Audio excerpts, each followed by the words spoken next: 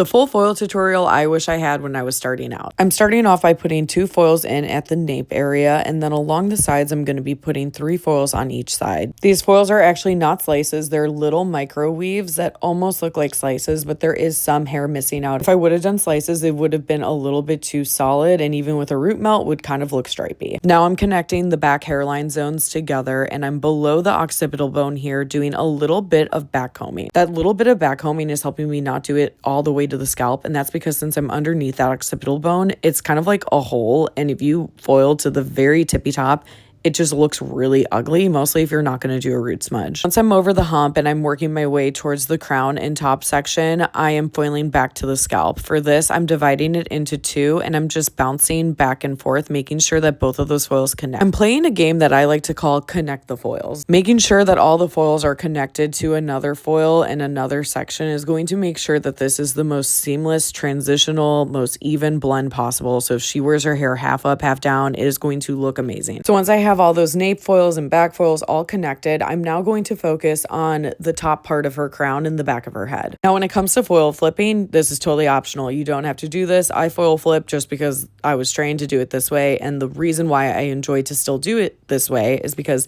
it helps me get just a better layout of the back of her head by starting at the top, knowing that those foils are going to be that top section when she wears her hair down. That pretty much is like the most important.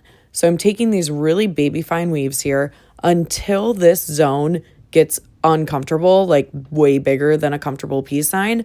That's when I'm going to divide and conquer the head again. So now I'm just working my way up on a slight angle towards that mohawk crown section that I just popped in. And sometimes because bouncing back and forth can take more time than me just working on one section, I finished up the right side and now I'm popping in the left side, making sure that those foils are all still connected because we're still playing the game, connect the foils. Now I'm using an emotional support clip to tuck the added hair out the way while I flip my foils back over. I like to mix my bleach equal parts powder to developer.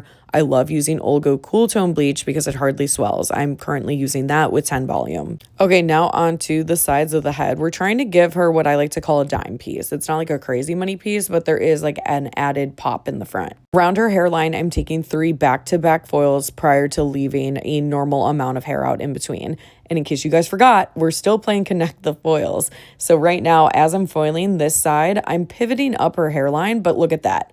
We're still in the game. I don't know why, it's just so satisfying for me. But yes, I'm pivoting up where her hair divots in, where that hairline goes in, and I'm just making sure that everything is going to be fluid and connected. I'm still taking weaves around this zone. As soon as these foils hit the top of the pivot and where they connect with the back half of the foils, we're going to just rinse, lather, repeat on the other side. After the other side is done, I'm now starting to work on her money piece, aka we're calling it a dime piece. It's just a little pop of brightness. But throughout this zone, I'm actually putting more hair in the foils, making them a little thicker, a little less see-through, and that's because I want it to stand out. I'm not trying to have it melt away and just be peaceful with all the other foils. I'm wanting it to make a statement. I popped in about 4 foils over here, and the reason why I stopped when I did is because we're still playing the game. Connect the foils. See how it all connected right there? Went ahead and did the same thing to the other side. Had to go mix up more bleach at the most perfect time. I was able to bump it up to 20 volume because the rest were processing with 10. And I was actually live while filming this, and whoever commented that I look pretty, thank you so much, because the acne fairy has been visiting my house every night and I feel like shit. But once I get to this area, you see how that's a little bit of a thicker piece in that foil compared to the rest? That's intentional. I'm doing it a little bit thicker just for these couple foils, again, so they make a statement in her money piece. As I go back further in the head, though, I'm starting to take thinner and finer weaves that you can definitely see through, and that's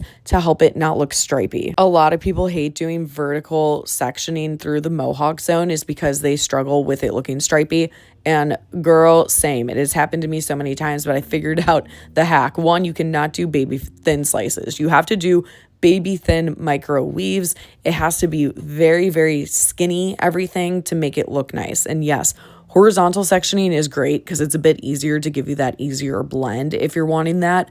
But the great thing about doing it this way is that if she decides to part her hair dead center or a little bit slightly over, it's going to be super cohesive no matter which way she decides to part it. And just to slow it down and so you can maybe get a little bit of a better understanding of how I'm foiling, I like to weave on scalp. So a lot of times in my time lapse, people think that I'm taking slices, but I'm actually weaving. I just like to weave on there. It's easier for me to have better control and to make sure that all the weaves divot in and out within the same section. You don't want one weave being deeper than the other weave. Also, I'm just showing you guys, this is how I sectioned her prior to doing the back zone. I didn't start the video out like this because whenever I start a video out like that, I get no radio play. The For You page doesn't do its thing. So her back foils were done before the tops and sides because they were sitting so much longer. So I rinsed out those. And then once I checked the top and side foils and I knew they were in like that 10-minute zone of being rinsed, I went ahead and did her back root smudge with a little bit of a wet balayage on the ends. Love to divide and conquer like this because it's actually a time saver given the client has to bounce from chair to chair, but my clients are used to it. They don't care. And the reason why I started doing this like a couple years ago was when I was switching from Redken Shades to Olga Color Gloss, I